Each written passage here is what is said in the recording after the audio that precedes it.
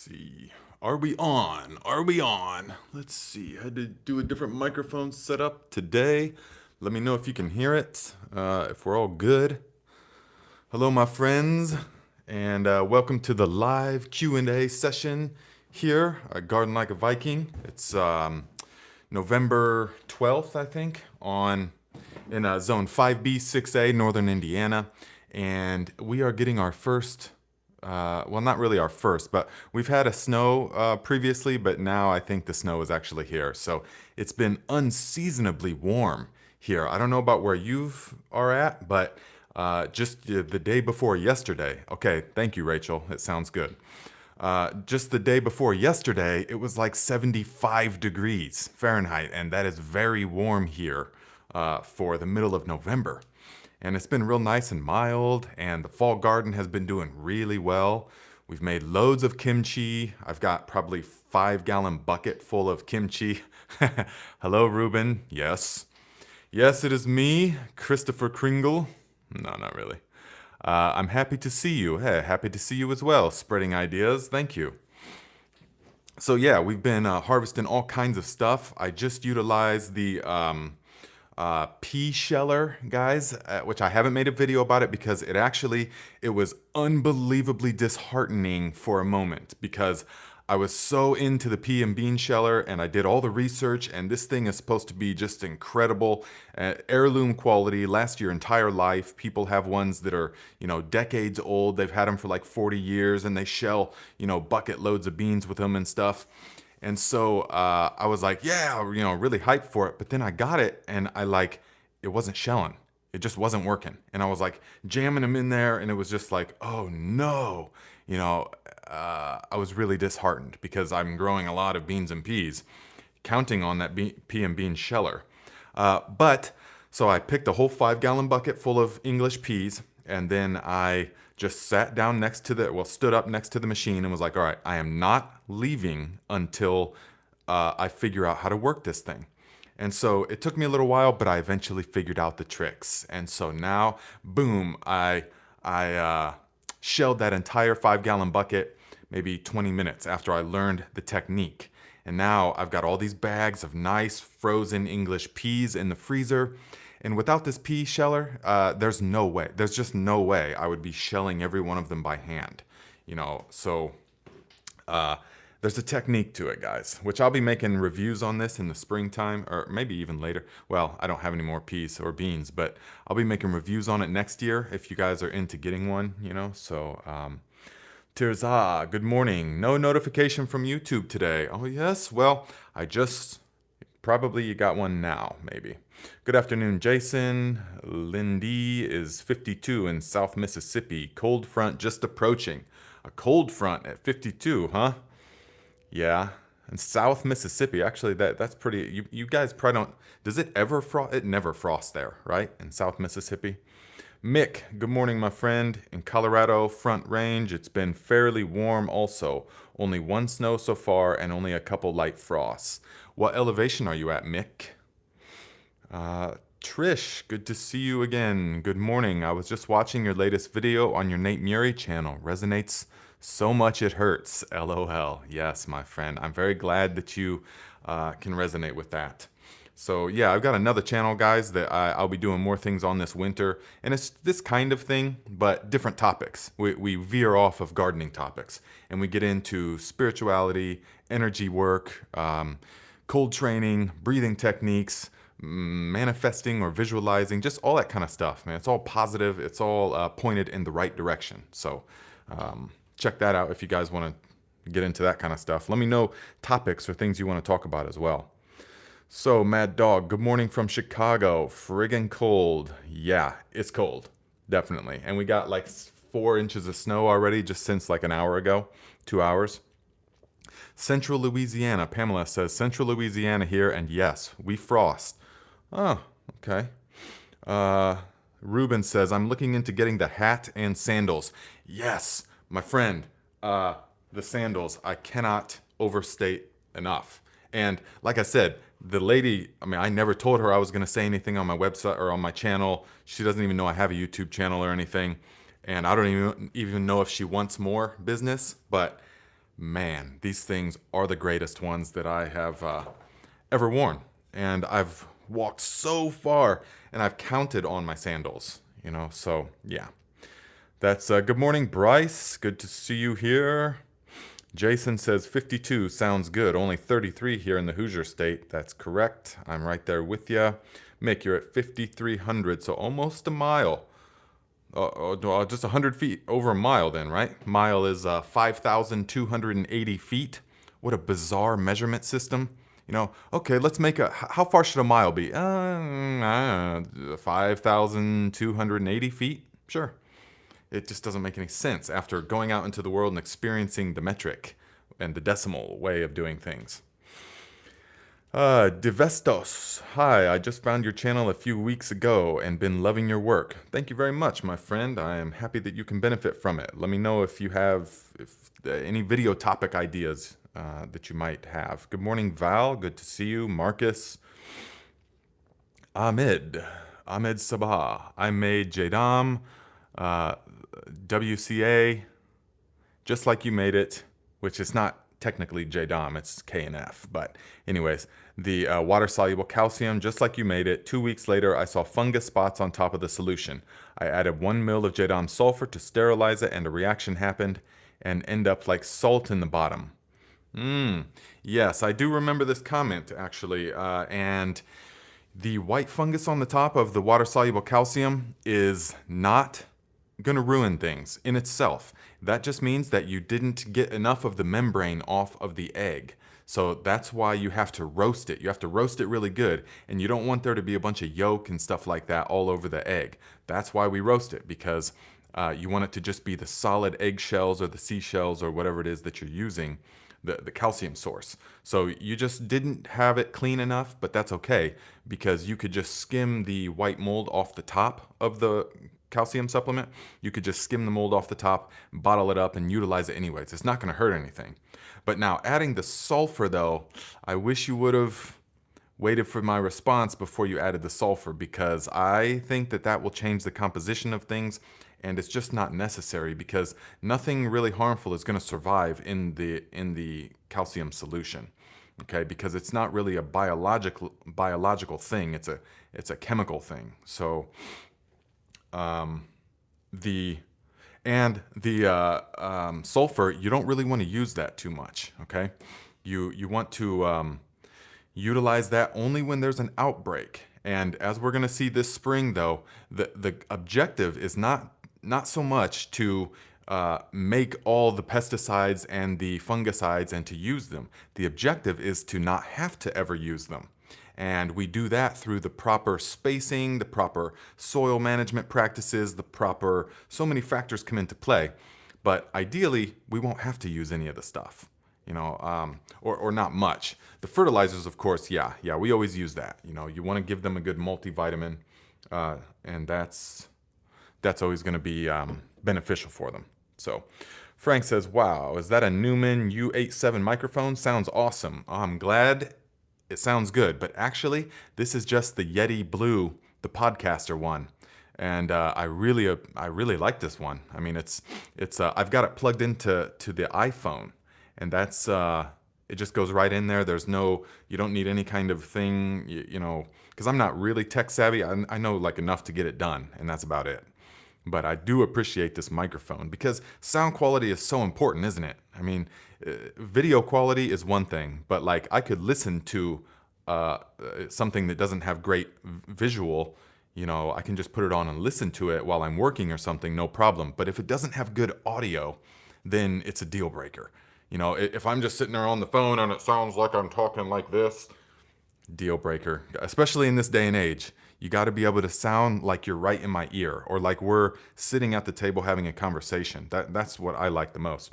Then I'll just put the video on and cook dinner, cook the video on, clean the house, or whatever. Frank says, the onions and garlic sure love sulfur. That is exactly correct.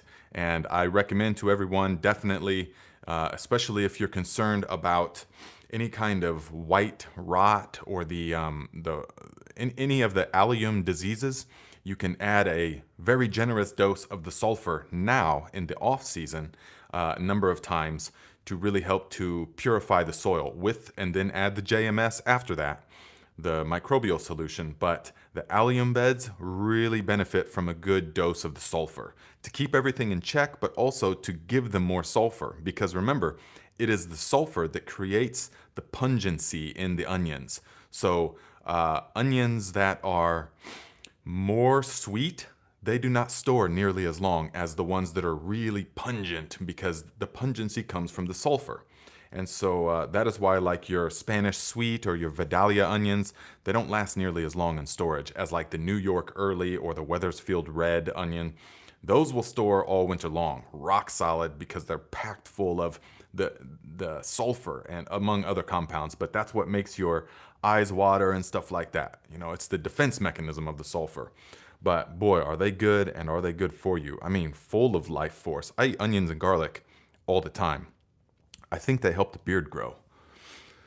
So, Ahmed, exactly. A reaction happened. I Googled it, and it was calcium sulfide, a whole new form, and it was crystals. They use it to control pests, and it absorbs light and reflects it for hours. What? I'm about to look that up as soon as I am done. If somebody can just put it in the actual comments for me, just to remind me, that would be helpful. Calcium sulfide. That is interesting. Okay, you may be breaking ground, even though I don't recommend mixing stuff like that, but hey, you may be breaking new ground and finding something that is more useful in some way. This is how we learn. Or it could be more detrimental. You know, we don't know. It could burn the leaves of the plants. We don't know yet. Garlic seems to be growing nice. Yes, unpopular truth. Where are you at that your garlic is growing already? Hello, shooting the soil. And sounds great. Okay. Good morning. My red beets are still in the garden. Kas. Yes, my red beets also. I grew red beets this year in the grow bag method, the same method that you saw the potatoes and stuff that I grew in those methods. You can grow carrots, you can grow beets, you can grow Swiss chard and celery and cabbages and daikon radish. All of that I grew in the grow bags this year. The beets and carrots did really well. I mean, exceptionally well, especially the carrots, because you can fill it full of nice, soft, fluffy soil. So I just had a bunch of those lined up, and they do really well. Hello, Zach. Hello from Greece. Yes, I think I've told you this before, I lived in the village of Palaros near Lefkada on the Ionian Sea and taught scuba diving there for 2 seasons. I made the lactic acid serum this week and put it in the fridge. How long is it good? Until it goes bad or it can't be used in the garden anymore. Well, that is a method, or that is a topic of some debate amongst the KNF people and all of that. A lot of people will say, oh, it lasts, 6 months or a long time and stuff before it goes bad. Or some people will say that you have to super saturate it with brown sugar, or some people will mix with molasses, which I don't recommend. The brown sugar would be the way that I have done it in this way. But here's the thing, the vigorousness of the lactic acid bacteria is going to diminish with time. It's just going to. That's the way it is, because the food source has been removed. Even if you put in the sugar, it's not the same. And so I recommend to make smaller batches more often. So, and the reason I know this is because I have tried to utilize the lactic acid bacteria serum. I've utilized this a couple of days after it was made, a week after it was made, 2 weeks after it was made, 4 months after it was made. I've experimented with all these different, using it as a starter for a number of different things, including a new batch of labs. And after a few weeks to a month maximum, it really loses its vigor. It won't start another batch of labs as effectively after about 3 weeks to a month at the most. And then it won't convert, it won't act as a starter as well. If you're trying to ferment things, it's a great starter that you can add to your ferments, tablespoon or 2 tablespoons, and that is going to really help kickstart the fermentation process. But after about a month, it doesn't do it as well. It will still do it, but it loses its umph. So that's my opinion on it. Make smaller batches more often and utilize it up. But you can always utilize it in the garden. It doesn't matter how. I've had batches that I forgot in the back of the refrigerator and pull it out and it's like rancid. You just throw it right on the compost pile. I wouldn't be spraying that on the plants, although it wouldn't hurt anything. But I would just put it in the compost pile. Let's see. And I don't know if you're against medical Mary Jane, but if not, and you're in a legal state, series about organic fertilizers for it would be a game changer for many folks. Yeah, in my opinion. Divestos says this. I feel like you know your stuff to be able to do that. I absolutely do. That's where I found my passion, was when I was living in Northern California. And we had high stakes gardening, I called it, where you would have, $800,000 crops in the field, and which didn't take up a lot of area. And then failure's not an option. And so when something starts happening, you have to figure it out. And so day and night, I was obsessed with the growing and then and I had all these greenhouses right next to each other, and they all had their own separate water tanks. And we did light deprivation. Well, I was doing the light deprivation and all of this.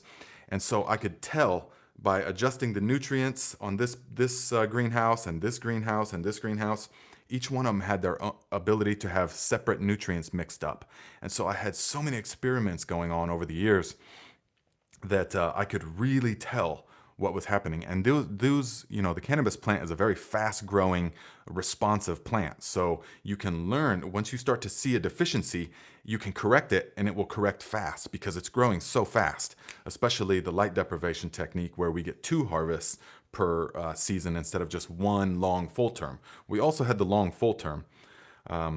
Yeah, it was really great. And then in the wintertime, we couldn't grow outside. So for 6 months of the year, we grew. 7 months of the year, we grew like that. For the other 5 to 6 months, we grew indoors, where then I was experimenting constantly with all of that stuff. So yeah, unfortunately in Indiana, it is illegal. So we won't be doing any of that. But even then, my time with that plant that plant has served its purpose in my life. Both through the spiritual consumption of it, and also through the cultivating of it. It's served its purpose. So I pretty much have put that part of my life behind me. Well, I absolutely have. So, anyways, that's what you're. Yeah, sad to hear about that, but it's all right. Yeah, if the right circumstance comes up someday, then I definitely could be.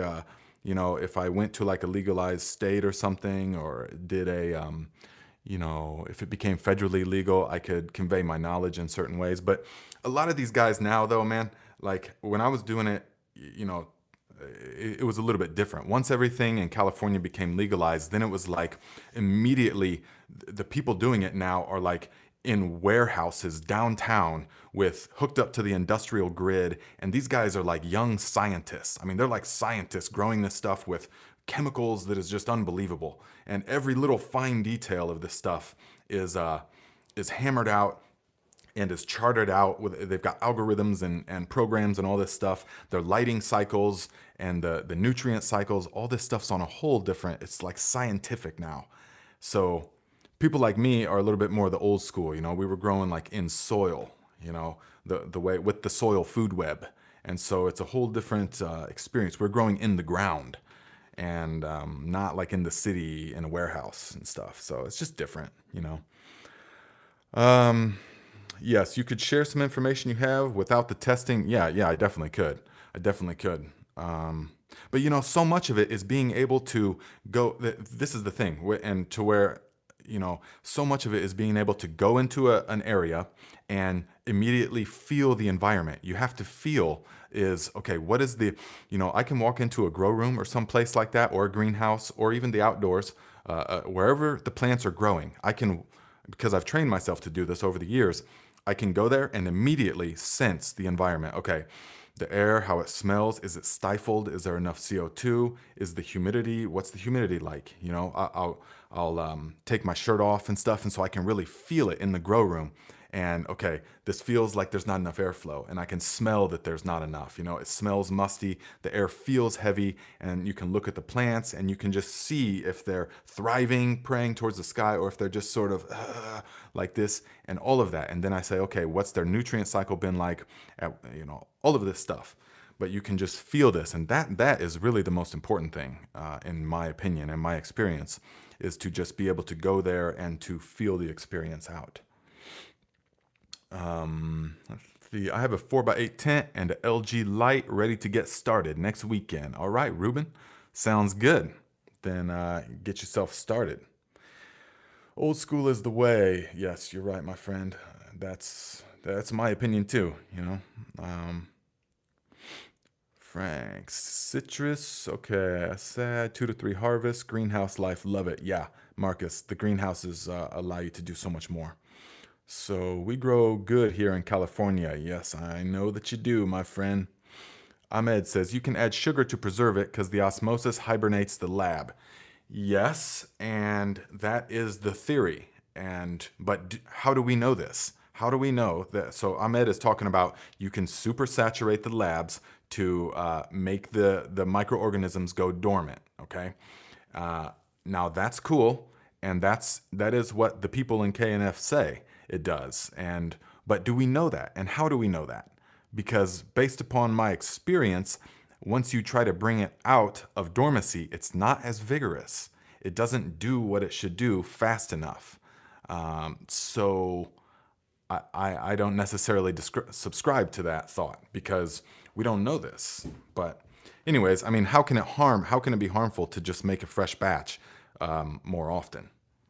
You know? So Zach with the C, howdy from Central Texas. Howdy from Midwest USA. Chong says, I'm planning kill the grass and weed by covering it with a silage tarp. Before the tarp, should I throw down some leaves, fertilizer, compost to help amend and build healthy soil? Thanks, Viking. Yes, my friend. So you want to start a new ground, right? Yes. If you're going to do it with the tarp, where are you at? Where are you located at? Do you have a harsh winter, or is it going to be like, are you going to be growing soon? How soon does this ground have to be ready? Because pretty much either way, I highly recommend putting down the manures. If you have manure or leaves, definitely put that down. It will break down a lot faster under the tarp, and it's going to help to give you a lot more nutrients come showtime. Whoa, this one is cinnamon, cloves, and ginger. I grew the ginger, the cloves I got, but then the cinnamon is from my Buddhist monk friends, and they have it sent to them from their family in Sri Lanka. And their family grows cinnamon, and so they peel it from the bark from the trees and send it to the monks, and then they give some of it to me. So it's really delicious. So Chong, yes, where are you at? Let's see. Good morning. How to use up fish hydrolysate? Can we use in cover crop beds? We'll have Jadam fish fertilizer ready for spring. If you wish to use up the fish hydrolysate, yes. You can use it in the cover crop beds. You can utilize it if you need the space. I mean, it can store for until the spring and stuff. So you could just give it periodic fertilizations, the beds and stuff. Because remember, it's not like chemicals. This is biologicals. So the chemical stuff leaches out. And you put it on like the urea or something like that, and the rain will wash it out, and there's really no point to put it on now. But the biologicals, like the fish hydrolysate, we will put on, and it will feed and nourish the life in the soil, and that doesn't go away. And so that you can add it at any time. Add it to the cover crops if you like, but ideally save it and just really go heavily on it in the early spring, unless you have to be growing over winter. Let's see, Ahmed, when will you make the video about Castile soap and ginkgo biloba pesticides? Season just started here where I live, and I need to make them. Okay. Yeah, I know. I'm definitely going to I know I keep saying this, but it's like, there's just so many things. It's just, it's kind of a full-time thing, trying to make videos and stuff like that, and then trying to do the stuff But yes, I will be making the Castile oil video before long. Thank you for reminding me. I need to pretty much do that within the next few weeks, I feel like. But I just want it to be, when I put it out, I want it to get good response, you know? And because it's like one of the really important videos. And so I don't want to put it out in the dead middle of winter when no one's going to watch it, you know? But I need to get over that, I know. Successful gardening design. Hey, from the Overcast UK. Rachel, yes. Hello, my friend. She's a fellow YouTuber, guys. Check out her channel. And Overcast UK, man, I actually prefer the Overcast. My body's built for it. I just like it. So long as it's like sort of mild.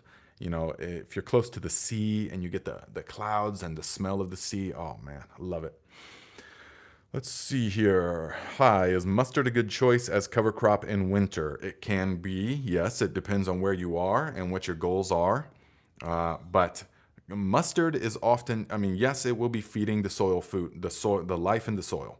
So it will be capturing sunlight and pumping it into the soil through exudates to feed the microorganisms. It will also be capturing carbon out of the air and pumping it into the soil.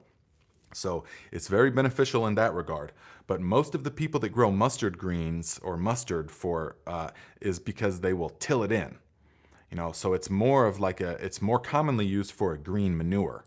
So a cover crop and a green manure, I'm going to make the distinction between those because the green manure crop is a cover crop, but it gets all tilled in. And you're utilizing the actual plant mass is what is going to go into the soil and decompose. Just like it sounds. Like back in the day, they used to throw manure on the crop and then kind of plow it in or whatever. Well, a green manure is just how it sounds. It's a decaying organic matter, and it's going to decompose in the soil. So that's one way to use it. But the other way is the cover crop way, where you just grow it and terminate it and utilize what the root system has done to the soil. And for that, I've found nothing better than the winter wheat or winter rye and the clovers, because the winter rye has an incredibly robust root system. One thing of winter rye, you'll see it in your garden right now. It's only about this tall. Yet if you carefully pull it up and stuff, you will see the roots go way down like this. Tiny, tiny little root hairs and stuff. It's got a very robust root system. And so when that is terminated then and left in the soil, all those little channels become nutrients. The roots decompose and become nutrients, and then the holes left allow for oxygen to come in to the soil. So it's really good. And the clovers put the nitrogen into the soil. So you leave those roots and all of that, and it formulates the relationship with the rhizobial bacteria that fix nitrogen out of the air. All of that gets kept in the soil when you do the cover crop method. But if you do the green manure method, it essentially destroys all of that delicate soil food web that you've spent so much time building. It's still beneficial, but you know, there's different ways to do it. You know, there's different ways to do it. Okay. Devestos, could you read my comment above? Yes, I can. How far above? Wow, you guys are...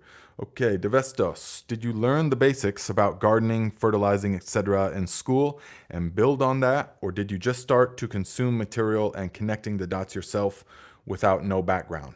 I have no formal training of any kind. I hold no certifications.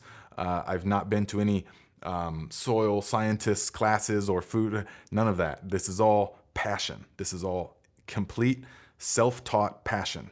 Well, it's self-taught, fueled by the passion to grow and just the living with the earth and the experiences that I've had, and then diving headfirst into it. So every book that I could read, lots of different books. I mean, even some real complex books, you know, so reading that and then listening to YouTube has been a great friend over the years, because I've listened to things that I would otherwise never have access to, like seminars from like, you know, the University of Wisconsin, just real dry stuff, but really packed full of knowledge.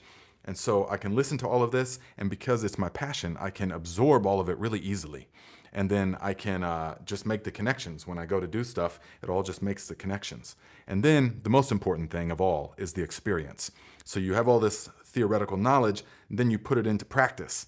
And that is when it becomes, it's the experience that turns information into knowledge. So all the information, yeah, is great. But then once now I'm going to apply this and see the results. And then I can see and feel that, yes, this works. Now it has become knowledge. And so, and then talking to other people as well. You know, I lived in Northern California for seven years, 4 years full time, but 7 years. And that is like the mecca of growing, of like cutting edge of this kind of growing, you know, a certain type of growing. And so I was constantly soaking up the knowledge from the old schoolers, because there's people that have been there living in the mountains since the 60s, growing and stuff like that. And they had all these good, you know, I've been doing it this way for 35 years. And so I've learned a few things, you know, so listen. And I would be like, yeah, I would just go to these people and I would spend all day with them, or many days, you know, an evening, nights and stuff, and just asking them questions. You know, on here, it seems like I talk a lot because it's a one-way, because it's this medium. But in real life, I don't at all. And I listen. I spend most of my time listening. And so that's what I would do with these people. And I would ask them questions based upon their experience. And just when someone has been doing it for so long, you know, then you know that they've got something to say. And so, yeah, all of those things are where I gained the knowledge, not from any classroom. I'm not saying that one is better or worse. I'm just saying my route to all of this has been through what I just said. So, Christy, can you read mine too, please? Read your what? Your question? Let's see. Christy, let me go up and see. And successful gardening. Thank you. I'm more of a sunshine girl, even though I've got the Celtic skin. Okay. Well, yeah, I could understand that if it's mostly overcast, and you'd be like, yeah, I prefer the sunshine. So let's see. I don't know where's your comment, my friend. I can't see it. When you make the video, watching Seattle, Washington, planting in spring. Okay, that's where you're from, Chong. Seattle, Washington. Okay. What was the question then? I'm planting to kill the grass. Yes, you should throw down a bunch of, so your question was, should you put anything underneath the tarp, the silage tarp, and you're going to put it down and wait until planting until spring? Yes. Anything, pile it up, pile it thick. Put manure, put leaves, put grasses, stuff like that. Spread some ashes, some wood ashes, spread some, any of the JDOM, the JMS, put a couple of things of JMS, and then cover it all up. Make sure it's nice and wet, and then cover it all up with the tarp. And that is going to be fantastic, because there's going to be decomposition happening all winter long, and the tarp is going to keep a lot of the forms of nitrogen in there, and it's going to keep the ultraviolet rays off of the microorganisms. So that's really going to make for some good fertile soil land in the springtime. So yes, answer to that is yes. Deacon, hit that like button for the Viking. Yes, my friends, please do that. Yeah, we're getting into the winter time too, so there's not like as much interest in gardening. So I'm counting on you guys more to like give the thumbs up, you know, share the video with anyone that might be receptive to it, or if you're part of any groups on Facebook or something, you know, maybe share the video, which I've seen a lot of you guys already are, so I really appreciate it. Just, you know, any of those kind of things help, because it's great to grow the channel, obviously, you know, and this is opening up different channels and opportunities for people, so it's really good. I still want to answer your question, but I can't find it. And I made a video on how to make the soap. I can get a shout out. Can I get a shout out? I have a gardening channel. ADHD Farmer says, can I get a shout out? I have a gardening channel. There you go, my friend. Check out ADHD Farmer's gardening channel. Any gardening book recommendations other than JDOM? Well, it depends, though. I wish I could show you one, but I'd like to read older ones, actually. But also, yeah, I can't, not off the top of my head. I will next week, I will have a number of books that I can recommend to you, but it would take me a minute to like think about them. So let me see here. I'm still trying to find Christy's comment, but I can't. So I missed a bunch of comments, but okay. So let me see. Any gardening? Love Rachel's videos. How did your potato test go with the ash water? Thank you for reminding me that, Becky. That was something, see, I had written down a couple of, yes, things. And the potato bag experiment, where I did the potatoes, number of them in the potato bags, and then applied to normal fertilization techniques to all of them, except there was 2 bags that I applied heavy doses of the ash fertilizer, because you will see, if you do any kind of research on the internet, that a lot of people are about, you can't use ash for potatoes. I mean, literally, they're, oh, never use ash for potatoes. It's great for everything except potatoes, and blah, blah, blah. But then I saw, and I was like, well, okay, but no one is really understanding why. Nobody is really, I feel like most people are just regurgitating that from what they've read or been told. I said, okay, so we have to put that to the test. And so I put it to the test this year to see if you can give them the ash fertilizer, heavy doses of it. And here's what I found. Absolutely zero difference at all. Beautiful potatoes. Maybe even better than the other ones, because they're rock hard. The ones that I gave the ash to are rock hard. I have some sitting right over there. And they are like as hard as wood, which is good. You want hard potatoes at first. So in my mind, that settles it. You can give ash, absolutely can give ash fertilizer to potatoes. It does no harm, and it's beneficial for them. So there's what that is. I will be utilizing more next year in the way that I'm going to actually throw some ash in the holes with the potatoes. And we'll see how that goes, because I've heard from a couple of other people that is an old school method that they do, or that their grandparents did or something, and they throw the ash in the potato. So that is why. That is what I would recommend people to do. You go ahead and use the ash. So that's the results of that experiment, is that nothing harmful happened, and they actually did, I think, better than the other potatoes in the sense that they're more solid. Man, the cinnamon is just so incredible. So the comments got crazy. Everyone is getting recognized. We need 2 Vikings. Haha, yeah, right. No, there's only one, my friends. So which fertilizer do you recommend for garlic? Well, depends. If you're growing a lot of garlic, make fertilizer out of the garlic. You want to make the crop residue fertilizer. So in a 5-gallon bucket or something, all the leftover garlic and stuff like that, put it all into the bucket, decompose it, digest it with the leaf mold. That's very good. Also, well, any of the fertilizers actually, but they really like the ash fertilizer. They like the ash fertilizer and the fish fertilizer, and that is going to really help them a lot. But the thing about all these fertilizers on the channel is that they're balanced nutrition, and that they don't flood with one thing over the other necessarily. It's not like adding chemical nutrients where we have to be, okay, what's the N, P, and K? And then we add N during the vegetative and P and K during the fruiting and the flowering and all that. Nature never separates that stuff. Nature always just gives a well-balanced fertilizer. And that's really more what we have to try and do.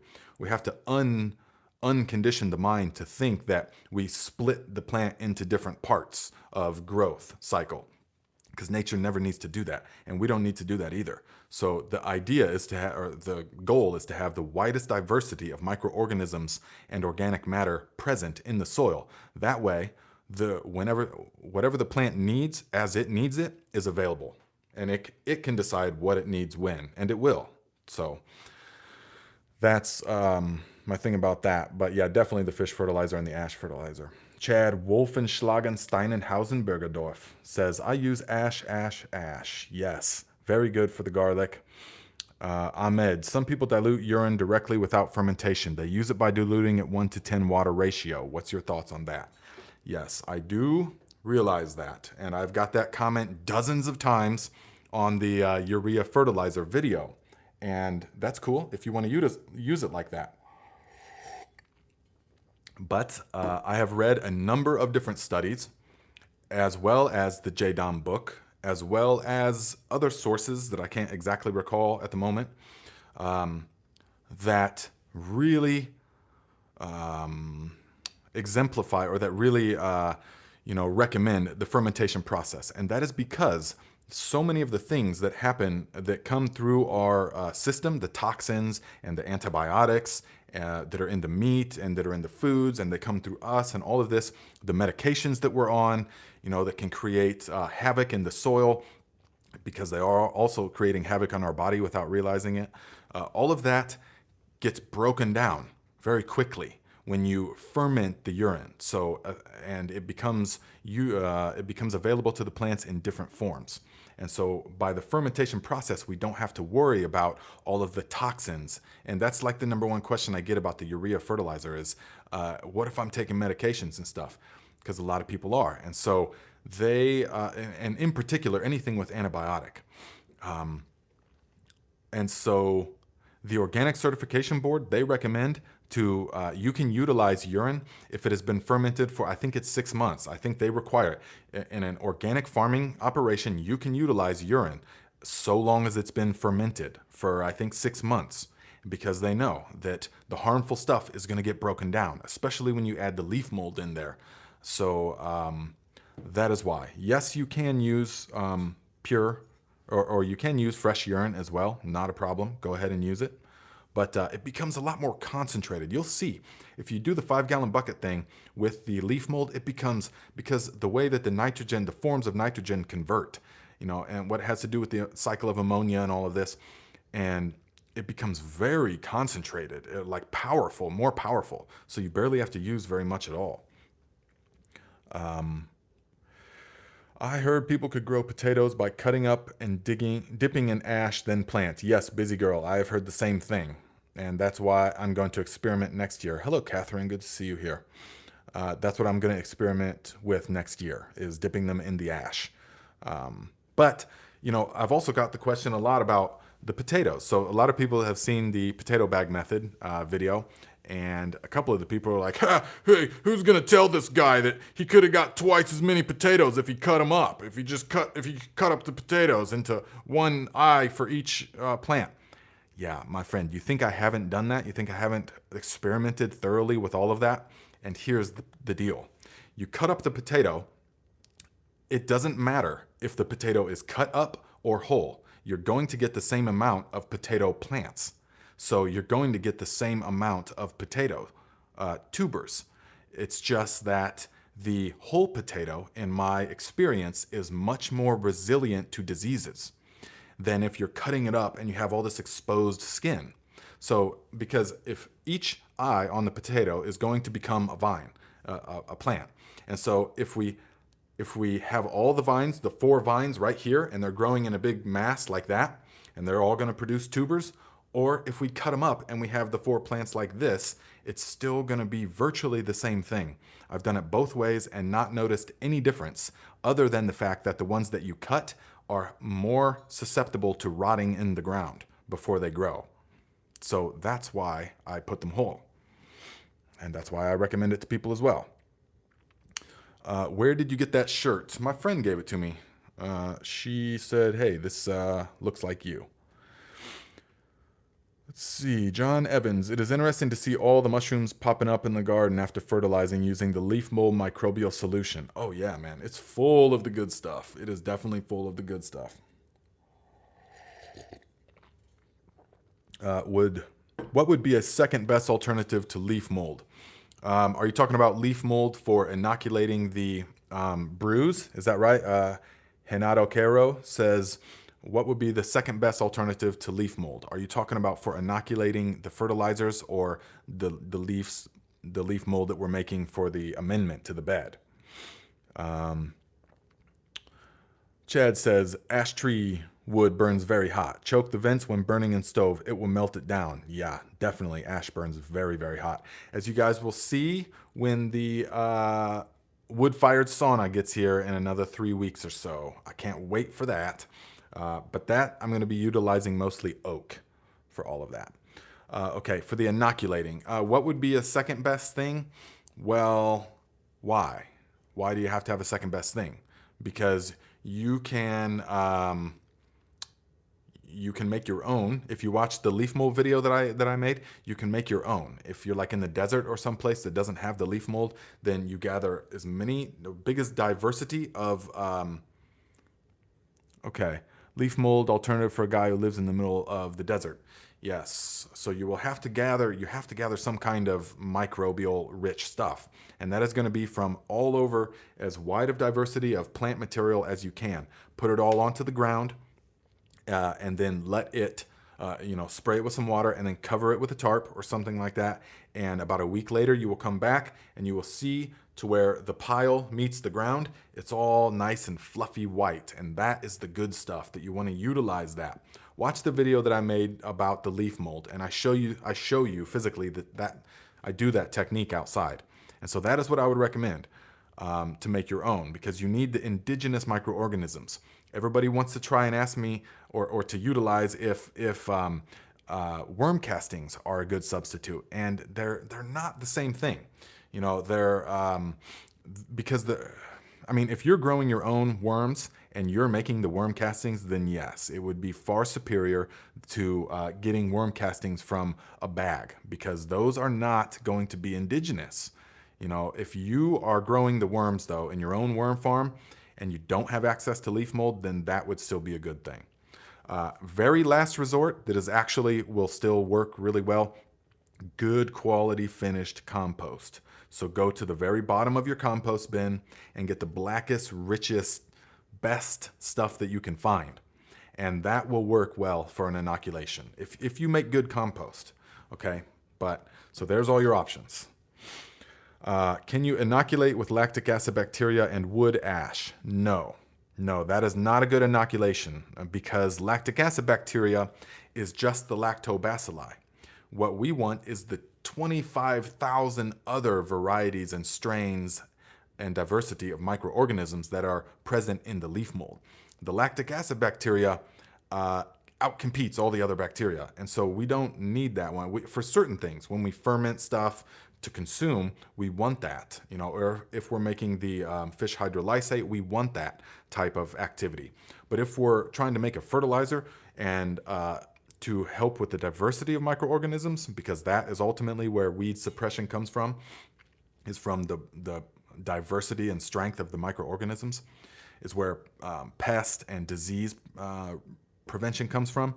So if that is our goal, which it is, of course, then we need to utilize the sources of leaf mold, because the lactic acid is not going to contain that many, and the wood ash is virtually devoid of microorganisms. It's really basically it's more chemical. So the wood ash does not have the microlife that we need at all. I'm going to my sister's farm. She has a 100-year-old oak tree. He's going to get some leaf mold. Yes, that is ideal. Busy girl. I plant potatoes whole. Yes, me too. Good morning, Ingrid. And Bobby, hello, my friend. And Frank says, if you're cutting potatoes, either let the cut end dry before planting or put some sulfur on the cut. Hear that, guys? Frank says either if you're cutting them, let it dry before planting or put some sulfur on the cut. Now, I have heard that before, yes. But I still think that the time when I feel like cutting them would be most beneficial is if you're doing traditional row gardening, is if you're doing them in long rows and you want to make the potatoes do as many row feet as you possibly can. Cutting them is best for that, if you're doing like a tractor implement or something like that. But if you're growing them in mounds or virtually any other way, I've always got better from the whole potato, and that's just my experience.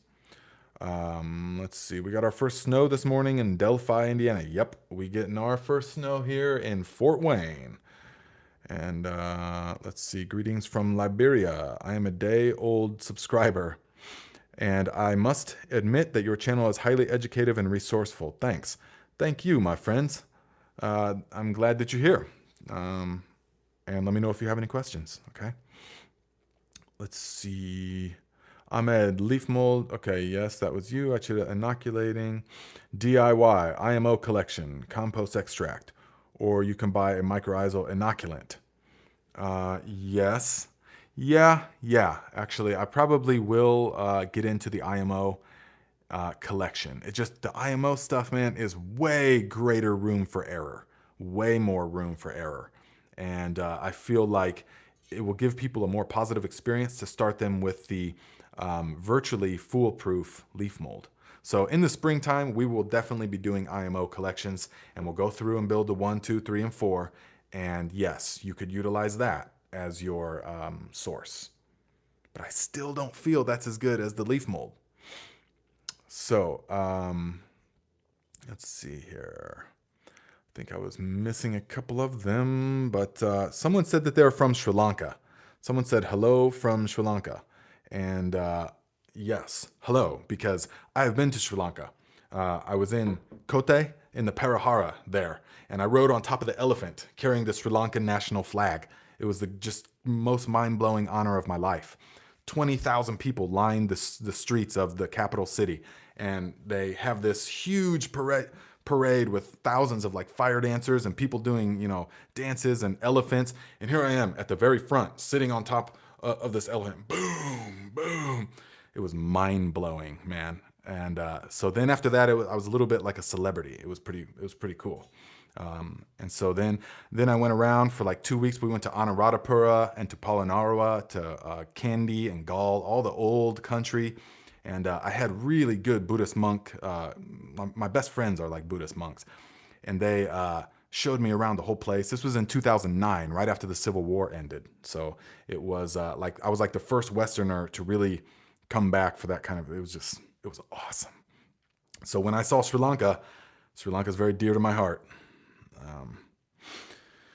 Let's see, that guy Chris. In fall, it allows to break down along with all that carbon you have over the winter and ready for spring planting. Absolutely. Now is the time to do it. What's your recommendation for using JMS in the winter? Absolutely, you can do it. But here's the thing, is that you're going to need to heat it in some way. Unless, I mean, I guess if you make it in your house and it's and the house is ambient, 70 or something like that. But I keep the house very cold or very cool, 56 in the 54 in the nighttime and 62 in the daytime. So I need to use, if I make it during the wintertime, I have to use an aquarium heater. And perhaps I will show you guys how to do that. Should I make a video about that to just show you? Well, it's pretty simple, but I should make, because the bubbles are different. It's just different, but you can do it. You just need to add the heater to keep it at about ideally 70, 75 degrees.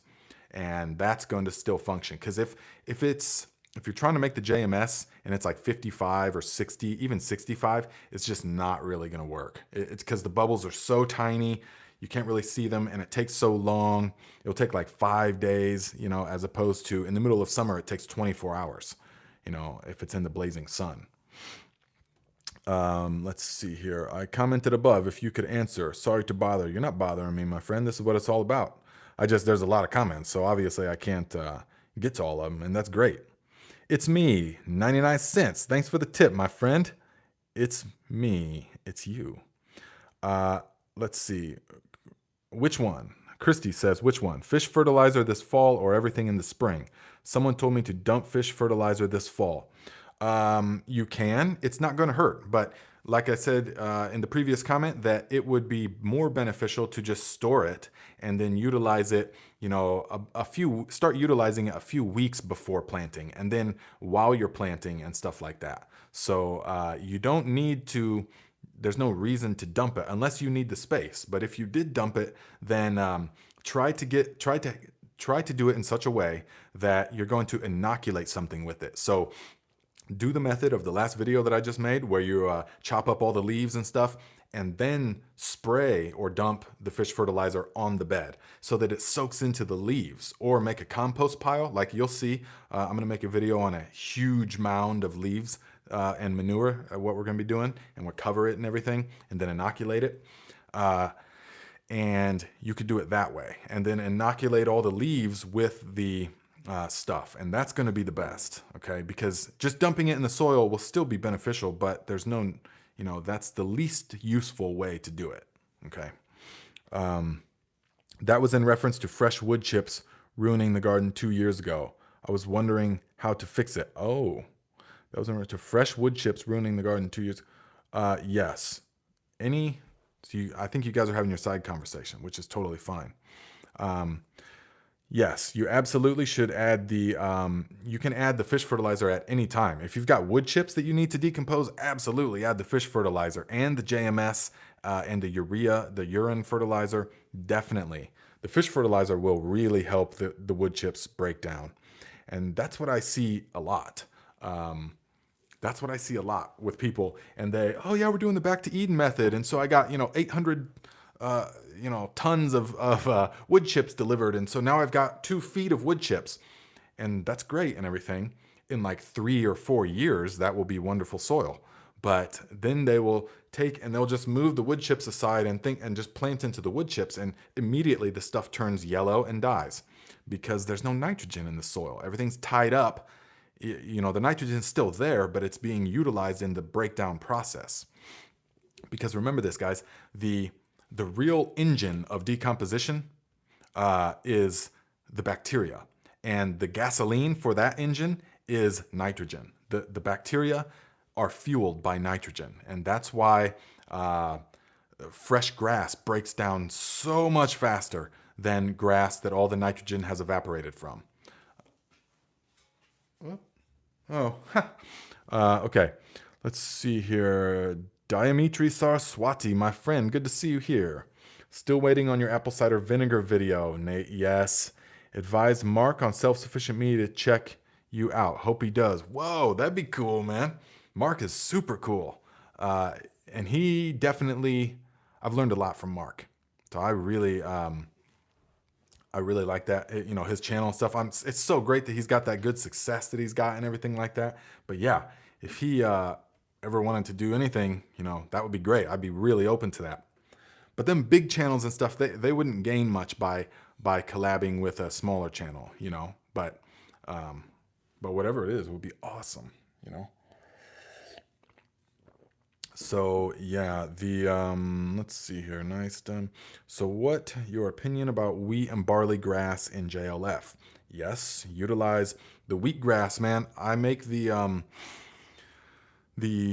I grow cover crops, obviously, because I have multiple different garden plots all around the place and stuff, and I'm a part of many different gardening projects. And so in many areas I grow wheatgrass or winter rye as well. And so once the right time comes, which is going to be about May, once it reaches the milk stage, which I'll show you guys, we cut it all down at ground level, and then we take that and make a JLF out of it. And it is jam-packed with nitrogen and all kinds of good stuff because the rye and the wheat grass is really good at extracting minerals from the soil. So it's very beneficial. So definitely make JLFs out of that. Anyone can always learn a new concept to improve and grow. Absolutely, Matt. I like that. When I do gardening, I remove my undies. Do you? Ha! Well, there was a time when I was living in the mountain that, I was a mountain man. I was a straight mountain man like a bear for a number of years. I lived in a teepee, and it was awesome. So some of the best times of my life. When are you going to do a mushroom video follow-up? Yeah, Monday, actually, day after tomorrow. So day after tomorrow, for those mushroom guys, we're going to learn how to inoculate the buckets and stuff. So we're going to really but I just wanted to make sure everyone had their fruiting chamber created, all right? Because that's important. So many people will just put it off, and then when the time comes, oh no, I don't have the right thing, and then I won't have success. And I want you guys to have a good, easy first experience. So yes, Monday, the next mushroom video will be coming. So, and also guys, even if you're not into the mushrooms, you could do me a favor by just watching the video. Just click it and just let it play, okay? Because, that would really help the channel. So, and I know that not everyone it's kind of a niche thing, but man, it's so cool. Growing mushrooms indoors, the really nice, delicious ones are going to be awesome. Only 4 more months for fungi. Let's see. December, January, February, March, April. Yeah, 5 months. At least 5 months here. And then we're going to move them outside. So it doesn't matter. We can do them outside in a shaded area all into the spring. So in which video you showed us how to make leaf mold alternative? The one that is titled All About Leaf Mold. So at the end of that one, I show you how to make the alternative. Spreading ideas. Thank you. You teach me a lot. You're very welcome, my friend. I thought only fungi could break down wood chips. No. Fungi normally in a natural environment, it will, because they can eat just pure carbon, the fungi. So but if you're adding the nitrogen, then the bacteria are going to have food and everything is going to function really well. But if you just naturally let it go, it's like the leaves. Fungi will colonize it because there's not enough food for the bacteria. So let's see. I got the lion's mane, but not too much colonization in it. So just waiting for the next vid. Yep, Monday. Definitely coming Monday. Garden Like a Viking. Nate Bro, have you written any books? Not yet. Well, not about gardening, not yet, but I definitely am in the works. I'm like 90,000 words into the first draft of the book about like the 10 years of traveling, how I was just like working at the factory, hating my life and everything, and then just decided to leave everything and buy a one-way ticket to Sri Lanka, and then traveled for 10 years and lived in the mountains and all of that stuff. And that's where I found the gardening. The book would culminate with me starting this channel, actually, which I just started in the spring. I watch your videos sometimes twice so I can take notes. Very educational. That's a good idea. Vicky, $5. Thank you, my friend. Hiya. Nice little fox on there. That's the emoji, fox emoji. And someone else, hang on, I think I missed someone else. Let me go way back up here and see. I think that somebody else put a little money. Yeah, John Doe, that's what I thought. Loyal to the soil, $5, my friend. Thank you very much. I appreciate that. I want to make sure I don't miss any of that because that's a really wonderful feeling to get, a little tip. Because what is something like that is a symbolic representation of our time. So I'm taking my time to make the videos, and you give me a symbolic representation of your time by a little tip, because you had to do something to get the money. So that's my mentality on that, kind of. But so when are you going to? Oh yeah. So what are your opinion? Okay, I've watched these. And Reefer Madman. So I used to grow hydroponics, and we use general hydroponic nutrients. I want to start growing hydro again, but don't want to use toxic newts such as general hydroponics. Can I use that fish juice you speak of as a replacement for the toxic newts? If not, what do you recommend? Yeah, that's the thing, my friend, about hydroponics, is that it doesn't utilize the soil food web. And so you will have a disaster on your hands if you try to use a lot of this stuff. So, that's the thing. General hydroponics is fantastic for hydroponics and for that type of growing, for indoor growing and stuff like that. But yeah, you would have a problem on your hand if you tried to use pretty much any of these for the most part, just because you don't have that power of the soil food web. You don't have the functioning. There's no arthropods and all of this stuff. And so it will just go rancid. It'll ruin your reservoir, your pumps. It'll clog up everything. So unfortunately, if you're into hydro, you pretty much have to go the chemical route. I mean, maybe they've come out with some certain things, but not that I know. I don't know of anything you can make yourself that you should be putting into your system, so without disaster. Ahmed says, it says tipping is not available in my region. That's okay, my friend, not a problem. Just give the video a thumbs up. It's all good. And that's a tip enough. Vicky, I subbed to your other channel under my other account. So cool. I save many of your gardening videos. All right, Vicky. Well, glad that you can be a part of it. So thank you. Nice. You should write a gardening book. Yeah, I know. I kind of, I have thought of that and had that suggestion from some other people. But, everything is in the works. Lots of things in the works, my friends. So let's see. I feel lucky to be here with such a small group of 100, tribal size. Hope you can grow the channel, but this is cool. Yes, no way. I know. That's very true. And I've noticed that too. There's like a core group of people that watch all the videos and comment and stuff. They're learning from it, and they contribute in some way, and they are just a part of it. It's awesome. Yes. And yeah, the channel may grow and stuff, but that's not the main objective. The main objective is just, actually, I don't even know if there is one. It is just what I feel compelled to do, inspired to make the videos and to talk with you guys and to just share the knowledge, because the world has been so fantastic to me. I mean, I've been so fortunate in so many ways to learn from so many people and to have such diversity of experiences and still be alive to speak about it. And so I almost feel like it's my duty to just speak about it, to convey all of these things that I've learned. And it's a way, and I thought about this, it's like a way to honor the people that I know nobody will ever know about, or the little interactions with people that are like priceless, and yet nobody will ever see them on camera, or they'll never, I'll never see them again. It was just a once in a lifetime experience. And yet I carry something of that with me all the time. It's always there if I need to recall on it. And so putting out the videos and stuff like that is a way to like honor those people in my feeling, saying thank you. So I'm going to pass on this knowledge. Absolutely. And man, I'm still relatively young, so I still feel like there's going to be a lot of knowledge gained in the future. I mean, a lot. So I'm really excited for all of that as well.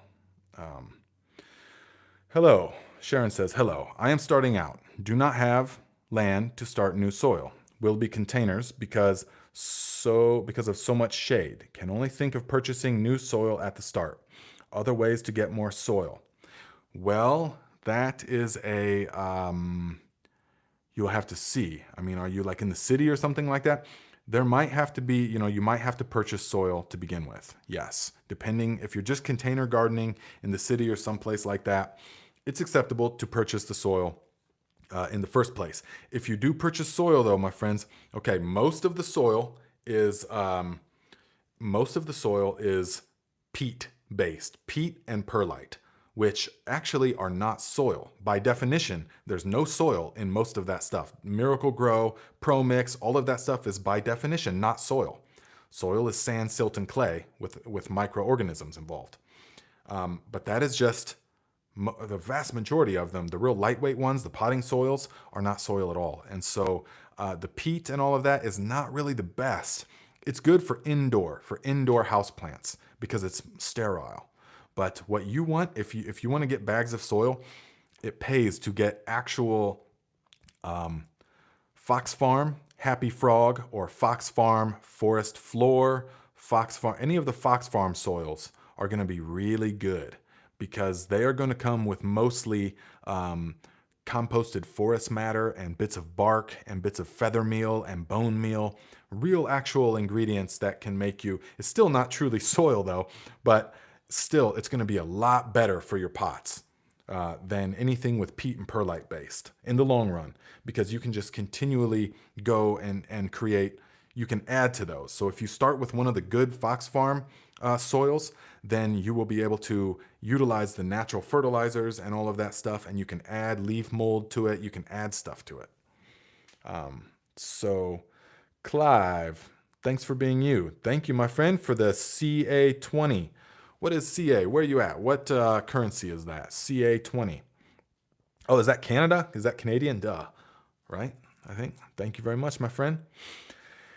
And I don't like using peat since it is not renewable and very destructive. I'm testing growing moss in cookie sheets behind my shed. Oh, that's cool. Let me know how that goes. Remember, guys, if you want to show me pictures of your stuff or updates on things, gardenlikeaviking@gmail. You can do that, or if you want a Zoom consultation, if you're just starting out and you got questions, we can do a consultation through Zoom. If you want to set that up, you can email me at gardenlikeaviking@gmail. But any questions about gardening, if it can be put in the comments, it's best to do that so that everyone can learn from it. But the... let's see. Oh, yes. And the peat, absolutely, man. A lot of people, man, I see, oh, man. And when I was in Northern California, there would be, when grow season was getting started, you would see just a convoys of big rigs carrying pallet after pallet of peat-based soil, just up the 101. And man, that's when I first started seeing like, wow, there is, okay, so there's somewhere that we are just mining billions of pounds of peat from bogs and stuff that will never be replaced. It will never be replaced on a human timescale. On a geological timescale, it may very well be replaced, but that's not useful for us. And so we are just taking all of this and just dumping it, spreading, just dispersing it all over the place. It's like entropy to the maximum degree, to where it's going from a usable state to brief little period of utilization to an unusable state. And it remains in the unusable state. It will never go back. Entropy only goes one way. It will never go from being dispersed all over the place into the concentrated source of the bog. That's not how entropy works. And so it's just like, it just seems crazy when we could make the stuff ourselves from leaf mold and different types of practices. Okay. So yeah, peat. But if that being said, if that's your only option, then, you know, I'm not hating on that. Okay. I'm just saying in an ideal world. Let's see. I believe in open source and you are the man. Oh, that's very nice. Thank you, my friend. Open source. Yes. I agree. You can look for soil and rock distribution in your area. Usually if doing a lot of square foot, it's cheaper to get a few yards or more delivered, and they usually have real soil. Yes, Marcus, thank you. That is very true. If you're doing a big area, you can get like screened topsoil and stuff. Now, it's going to come to you deficient of nutrients. So you're going to want to add, yes, that is what I would recommend then. Get a load of actual topsoil delivered, and that is going to be real soil. And that you can really work with the longest. So thank you for bringing that up. I was just thinking of in terms of bags. But yeah, if you have like a landscaping company or a source nearby that you can get the topsoil delivered or some kind of actual soil, then that would be the best, because then you could add your organic matter. You could add the leaf mold, and you could inoculate it with the JMS, and you could add certain biologics to get it back up to par. Because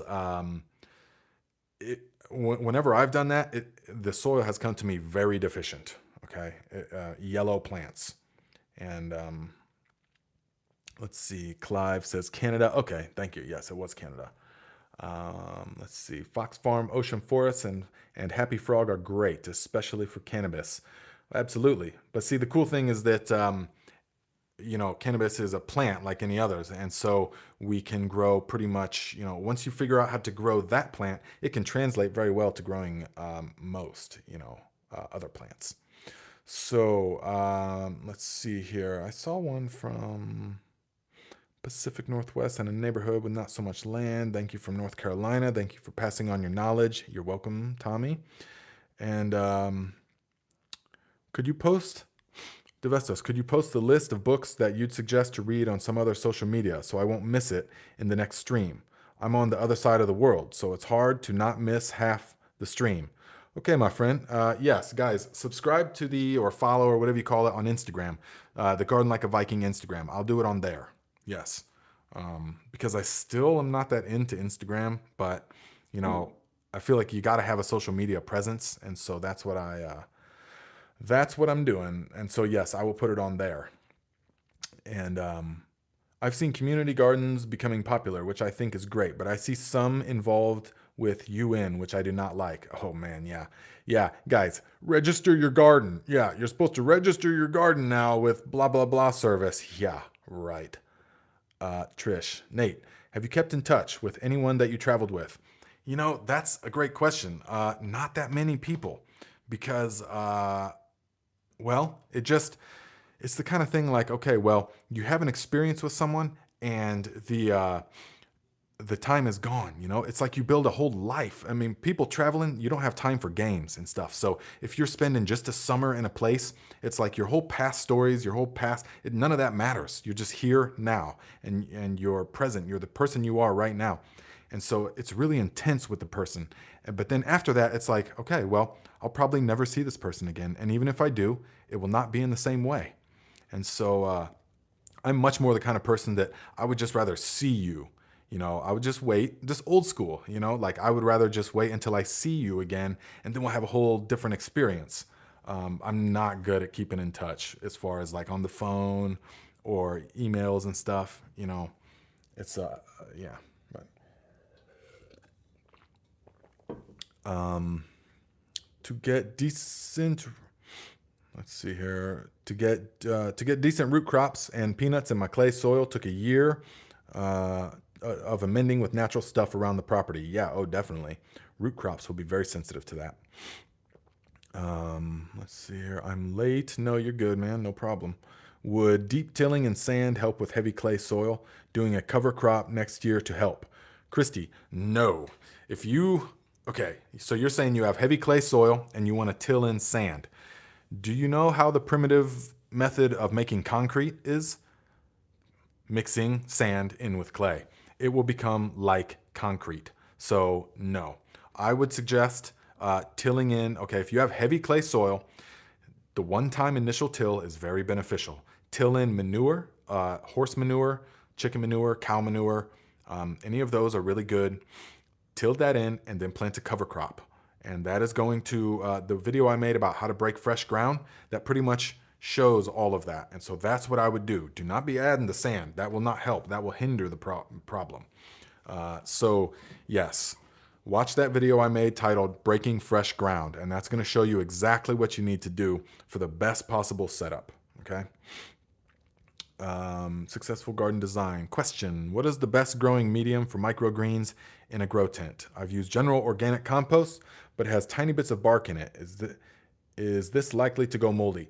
Yes, and you will see in the microgreens videos that are coming up here in another few weeks that I use pretty much exclusively coco coir because it is sterile, it is very renewable, it is very easy to work with, very light, and one compressed brick can expand to be a huge tote full of stuff. So I just like to use the straight up coconut coco coir, and that's going to be the best.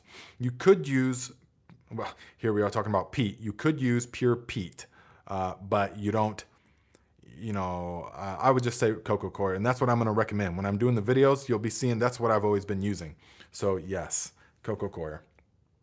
Mick, $10. Thank you very much, my friend. Appreciate the tip.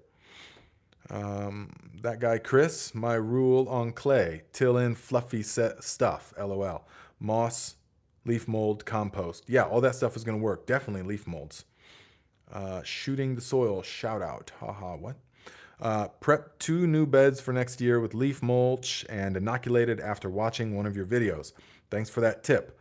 I'll give you a shout out on my soil microscopic channel once I edit next vid. Okay, cool. So that will be very cool. Yes, be sure to tell us what magnification you're using, and that would be really great so we can see that. So leaf mulch and inoculated, yeah, definitely. If you can add the JMS, super good. If you can add and a lot of you guys have to empty out your JLFs because you got big barrels and it's going to start freezing solid. Now is the time to empty them so that they're only a third full. All the solid material and everything else can remain, but you don't want that pressure, and that hydraulic force will burst the barrels. So you just want them to be about a third full. And you can, what you can take with all that stuff, all that liquid, put it into the leaves on the beds. Put it into the leaf mold, to the compost, or whatever it is. Inoculate that stuff, man. It's going to be really good stuff come springtime. Okay. Deacon just subbed on Instagram. Okay, great. And let me know if you have any tips on how I can grow the Instagram account. I guess, but Instagram, I think you just have to like be on there all the time. There's like a certain type of language that Instagram speaks, and I have no time for Instagram, or no, I don't get it. I just look at, it's like you're looking at people's pictures. Where's the learning involved? But I guess, I don't know. Secret weapon for fluffing up soils, biochar and terracotta balls made from that clay. It makes terra preta. Oh. Yes, terracotta balls, yeah, the kind that you do with the hydro and stuff. Yes, those can be good. Biochar, definitely. Yes. We will, in the springtime, we'll be making some biochar. I'll show you guys how to make it yourself, how to inoculate it, turn it from charcoal into biochar. We will, because it's charcoal with biology, and we will inoculate it the best possible way. Because remember, if you're using biochar and you don't inoculate it, it has the potential to soak up microorganisms and nutrients at first. So you want to make sure that that you're adding it. We're going to add the JMS, the fish fertilizer, and a number of other things. And then we're going to put it out, and it's going to become like a battery of microorganisms. And I didn't like Instagram, especially their data policy. Yeah, I don't know about their data policy. I just assume that everyone is spying on us all the time. As far as all this that's kind of what it's designed for, or definitely what it's designed for. So there's no doubt about that.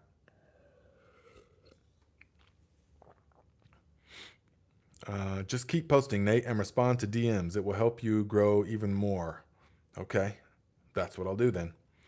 When I dig clay, I set some aside, make balls, dry them, throw on fire. Ooh, when I dig clay, that's a good idea. When I dig clay, I set some of the clay aside, make them into balls, and then dry them by the fire. That's what Chris says.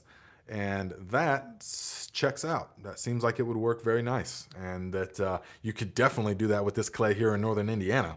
You could, in fact, just dig up and put it right onto a pottery wheel, almost. It's that clay. So yeah, that would be easy to do. Successful gardening. Oh, 10 pounds, 10 sterling pounds. Thank you very much, my friends. What's that, like $65? I know it used to be that crazy conversion rate. I think it's almost close now, though. But thank you. I appreciate that. Matthew, buddy, good to see you again. Yes. We love the man. Bless your heart. Successful garden design. Yes, definitely. Thank you, Matthew. Glad to see you here. The clay balls are fired like brick, turning into terracotta. This becomes a water sponge and never breaks down or compacts. That's interesting. Clive, yes. I know the conversion rates were crazy. They used to be, when I was traveling and stuff, people from the UK were like, oh yeah, that's just like £6, no problem. It's like £6. I'm like, yeah, that's like $18.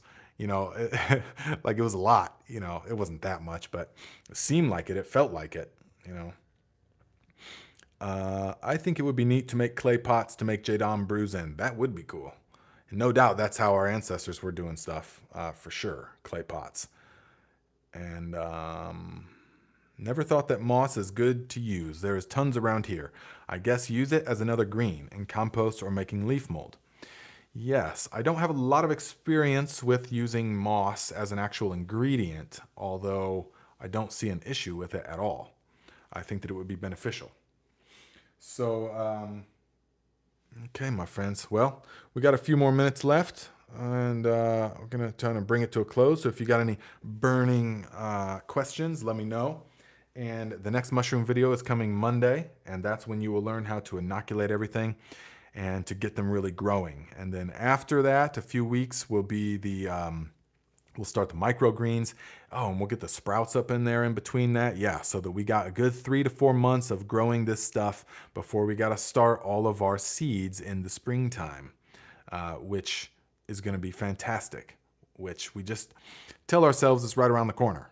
But yeah, so if you guys want to check out any other topics like my other channel, Nate Muri, we'll be doing cold training. I'll show you guys how to ease into cold training. I'll explain the benefits of it all, what it can do for your health, and also sauna training, which you will see. We'll be doing ice baths, and we'll be doing sauna, tutorials and stuff like that. And then also we'll be doing things about like what books I'm reading at the moment, it's all positive and it's all really good. Nutrition, we can explore a lot more diversity of topics on that channel. So you can check that out and let me know what kind of topics you would like to see talk about, because we can do that. So yeah, guys, just remember to like the videos and to share the video with anyone that you can. All of that is really good. And what are your thoughts on far infrared saunas? Yeah, that would be a great topic for a video. Personally, I'm not into it because it's just not the natural way. The wood fire gets deep into the bone, And it's the wood, the way that the burning wood radiates is we are designed to jive with that really well. The infrared is just, it feels like my skin crawls. It doesn't feel right and natural. And so that's why I'm all about the wood-fired sauna. Let's see. J. Dom, supplies arrived today. Found everything at Dieta Energy in Alabama. Good service, fast delivery, best prices. Recommend if anyone is looking. Thank you. Tushi G. Just a reminder of storing pepper plants over winter. Yes, you can store pepper plants over winter. They will overwinter. You will just simply cut them. If you have a pepper plant, you can cut it until it's just a few of the twigs, take all the leaves off, uproot it very gently, rinse the root ball out so that you're not bringing in a bunch of stuff from the outside to, pests and stuff. And then you can replant it in a new soil and give it a light watering. And then every couple weeks, give it a light watering, put it somewhere where it's getting ambient light, not direct light. It's not going to grow. But then come springtime, it will know, the pepper plant will know when to come out of dormancy. So yeah, that's possible, but I just don't see the reason. Unless you have an absurdly short growing season, I just don't see the reason, because they grow so fast and they grow with such good vigor. I had 4 or 5 foot tall poblano plants with like 20 peppers on each plant, in just one season. So let's see. Vicky, it's all a mental game. When you make up your mind that you want to quit, it's easy. If you're not 100%, it's a drop kick, backup kind of addiction. Ooh, what are you guys talking about? That's definitely stuff that I can convey knowledge on. Yes, that's my concern with them, but a lot easier in a modern house. Yes, a lot easier in a modern house. That's right. I mean, if you're like in the UK and stuff, and I don't think you've got big forests to go to and get a bunch of wood for free and stuff. So yeah, I mean, but just my opinion, I gave it to you on the infrared sauna. But if you're in the right environment, of course, it's still way better than no sauna. So absolutely, would be very beneficial. It's so powerful to sweat. And not just like a brief sweat, but to sweat to like it's pouring out, and you're doing a deep breathing and then go right into an ice bath. And whoa, man. And it exercises the nervous system and the vascular system, prevents all kinds of things like cardiovascular disease and depression and all of this stuff. It all comes by the practices. So, yes, would really like to find out how to do seeding for the spring. Last year was not good. Got gnats and low germination. Oh yes, Val, don't worry. We will be definitely doing a number of, when the time comes, we'll be doing a number of things about starting seeds in the springtime. So, but of course I'm going to say that, I mean, you will have, and I'll show you all different kinds of ways to do it that I've done over the years.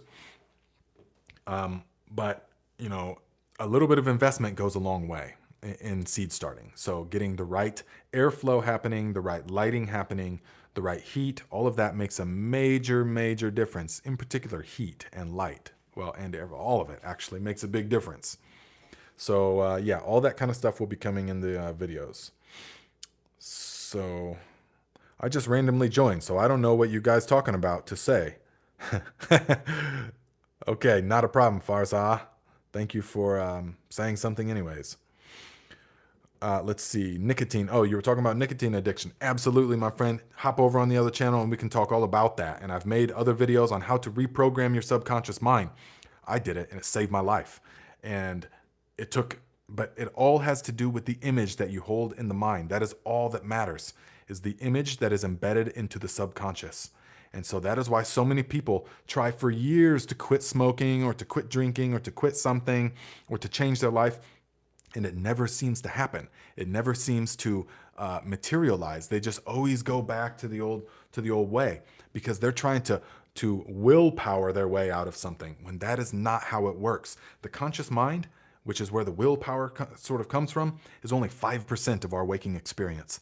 And so the subconscious mind is really in the driver's seat. So if you want to change all that stuff, if you want to change anything about your life, all you have to do is change the picture, the image in the mind. You change the program and everything else will change. It is that simple. It's alarmingly simple. You just have to do it, and you just have to know the practices. And so if that's the kind of thing you guys are into, hop over to my other channel, Nate Muri, and we can get way deeper into that kind of stuff. And I'm converting my airing cupboard to a grow room. It's the biggest issue going to be getting airflow. Would installing a vent be enough, or would an extractor fan work better? Okay, I'm converting my airing cupboard. What is that? It sounds like an English thing. I'm converting my airing cupboard to a grow room. So just like a small cupboard. Is the biggest issue going to be getting airflow? Would installing a vent be enough, or would an extractor fan work better? So if you're talking like a cupboard, like a totally enclosed space, you will need to either push or pull the air actively out. So you'll have to have some kind of a fan to pull air from an opening on the other side, and it will have to pull it across all the plants and stuff. Or you can have the opening here and you can push the air through the chamber, but I suggest pulling it. And so yes, just cutting a vent is not going to do it. That's not going to be enough. I mean, I would have to see the exact thing, but you will have issues. You will have damping off issues. If you're trying to start up seeds and stuff and there's not adequate air exchange, you will get the dreaded damping off disease. And it will appear like the seeds aren't even sprouting, even though they're trying. They just get consumed by the bacteria. So let's see. I can't smoke commercial cigarettes. Absolutely impossible after you had real straight tobacco. Yes, Chad. Yeah, the real tobacco leaves is a whole different experience. Still unimaginably addicting though.